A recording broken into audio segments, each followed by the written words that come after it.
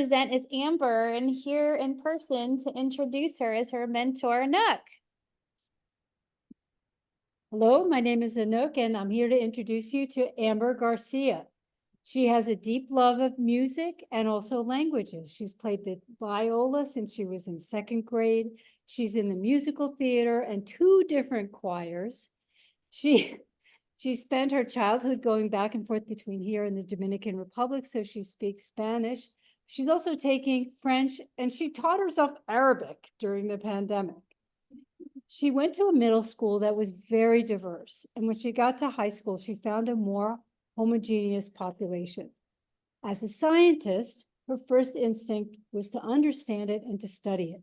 And that's what led to this project that she's about to present. So here's Amber Garcia.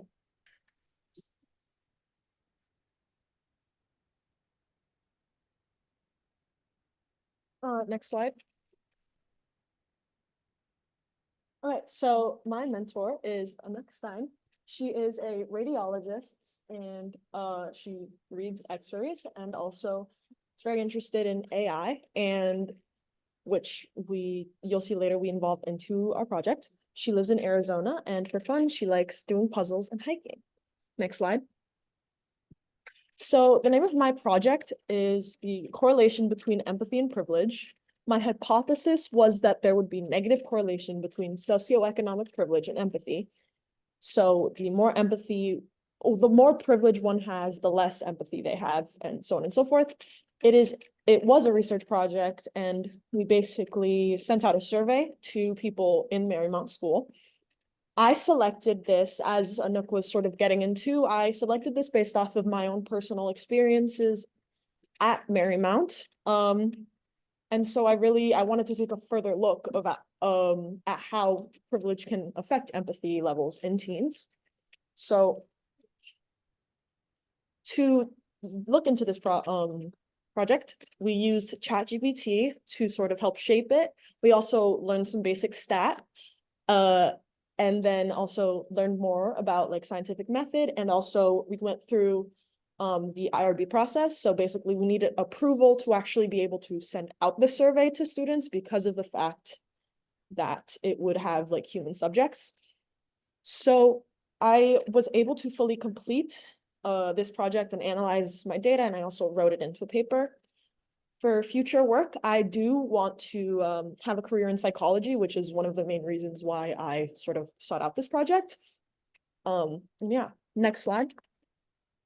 So I've really enjoyed working with Anouk, and honestly have found it like very interesting, sort of finding the middle ground between her research and my interests. So like her interests, AI and psychology, and how we could use AI to further psychological research.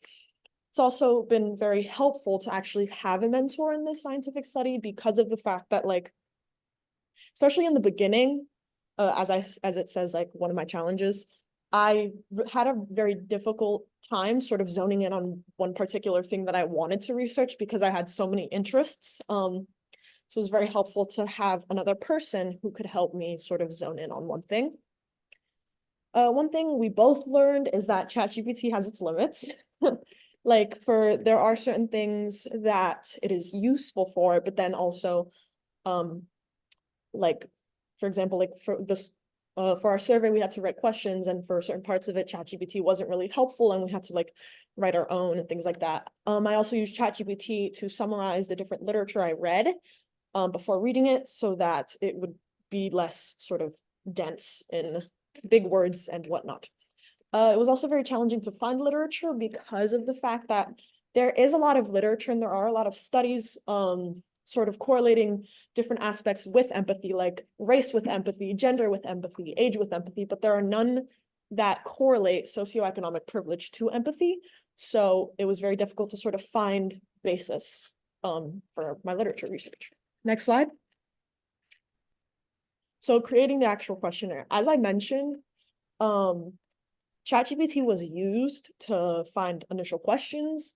So like we put in, I forgot the exact thing we put into ChatGPT, but we basically made it give us a list of questions that were graded on like a 1 to 5 scale. And then the privilege questions, those are the questions that couldn't really be done with ChatGPT, so we sort of made those intuitively. We then, on the first round of IRB approval, we figured out that we would have to sort of edit those questions. So instead, we had to find an actual proven empathy questionnaire and use some sort of database for the privilege questions. So for the empathy questionnaire, we used the Toronto Empathy Questionnaire. And for privilege, we used the TADS Financial Aid Survey and the My Intuition Survey, specifically the Northeastern My Intuition Survey. Next slide, sorry. So for IRB approval, I sort of touched on this. Basically, I had to write a proposal. And then after writing that proposal, I had to meet with the board. One of its members is actually here. Hi, Dr. Jones. But after that, I got different critiques and revisions. So I then had to revise my project and revise my proposal, go back, get final approval, and it actually took a lot longer than we expected it to take. So that was sort of a setback in the beginning. Next slide. So collecting the actual data. As I said, the survey was sent out to Marymount High School, so students grades 9 to 12. And it was sent out anonymously through Google Forms.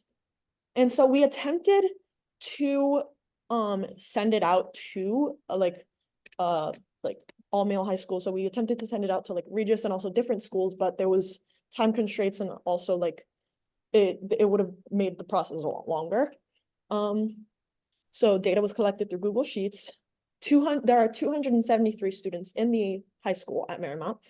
And for 95% confidence and a 5% margin of error, basically meaning 95% certainty that our analysis is correct and that our data properly, what's the verb I'm looking for? Properly is correct to my sample. I would have needed 160 participants and I only got 63, which is a very big limitation. And I'll touch on that more later. Next slide. So to analyzing the data, our null hypothesis, which is basically what we were trying to disprove, is that there would be no correlation between socioeconomic privilege and empathy. And so the way that we calculated correlation is using something called the Pearson correlation value, which is a value ranging from -1 to 1, where an absolute value of 0.5 to 1 means strong correlation, and anything close to 0 shows little to no correlation. So we got a Pearson correlation value of -0.0501, which is very weak, as you can tell by the fact that it's close to 0. So as I was mentioning before, we had quite a few limitations. One big one was, of course, the small sample size. We only had 63 people.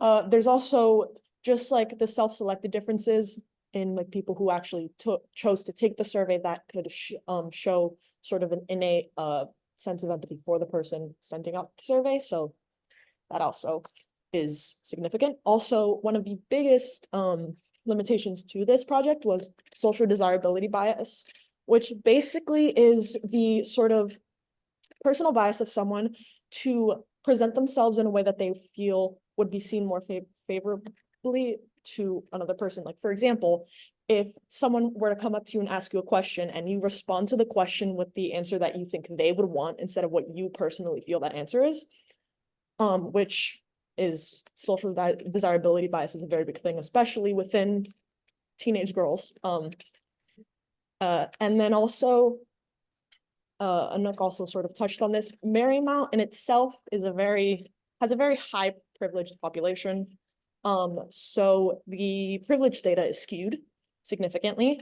So there wasn't really that much data for people of lower socioeconomic statuses. And then a mostly female identifying sample because of the fact that we were unable to send it out to a male population. And also, like, their studies show that women are more empathetic than men.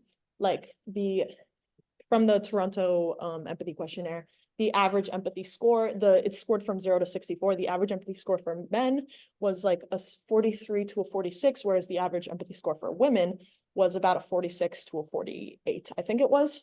So there's innately higher empathy in women.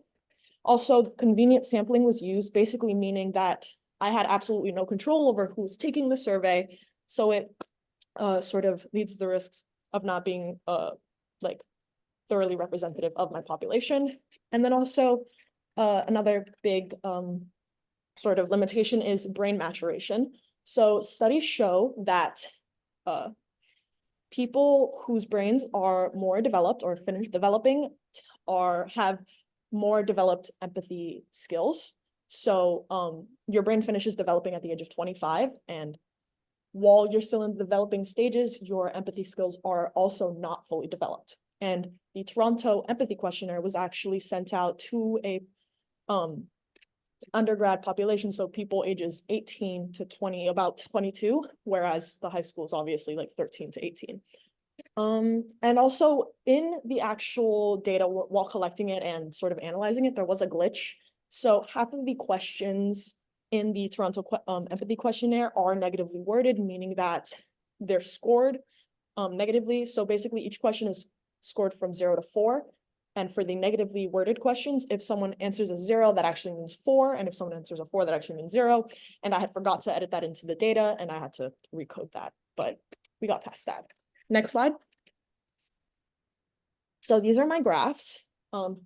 This is the privilege, the one on the all the way on the right.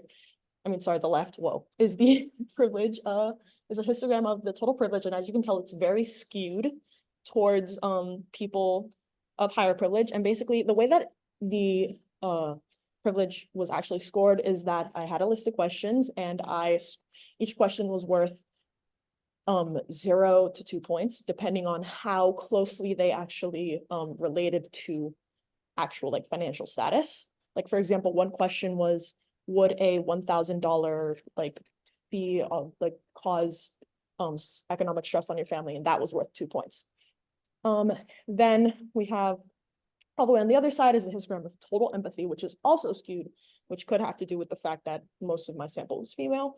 And then we have my graph comparing the two. And as I said before, it did have slightly negative correlation, which does match with my hypothesis that there would be negative correlation, but the correlation is really weak, which could be a result of my many limitations. Next slide. So you click there. That is just me taking the survey. You can, if you want, you can put this video in like 2 times speed because it's really just me going through. So the beginning of the survey, basically you see there's sort of a demographics section to get a feel of who's answering. And then we have first our empathy questions. So it's 16 questions, as I said, ranges 0 to 4.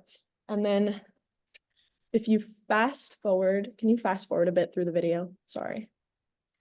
I'm not able to in slideshow mode. It's very hard. I can jump. Okay, So, that's fine. That's where fine. do you want me to jump? Yeah, that's there. That's there's fine. And then here are some of the privilege questions. It was also 16 questions, and all of the privilege questions were yes or no questions, or for a lot of the, well, actually all of the questions, you could also opt out of them. Next slide.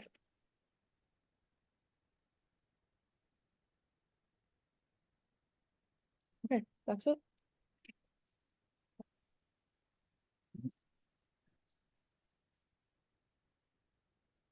Any questions? Yes, Prisha. Thank you for that presentation.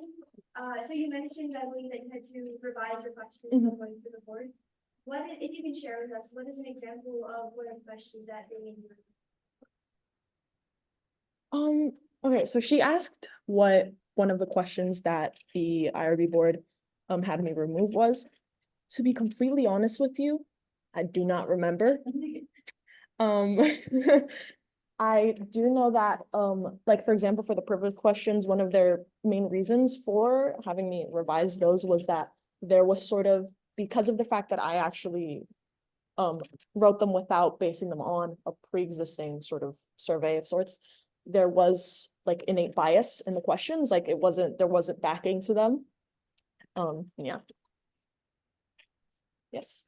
That was really, really interesting. Thank you. I was wondering, and I hope you're able to conduct your experiment again with a larger population and get some, higher confidence data. As you work through this, did you have any ideas of, once you have these findings, how you could take them and do something to affect change in this area?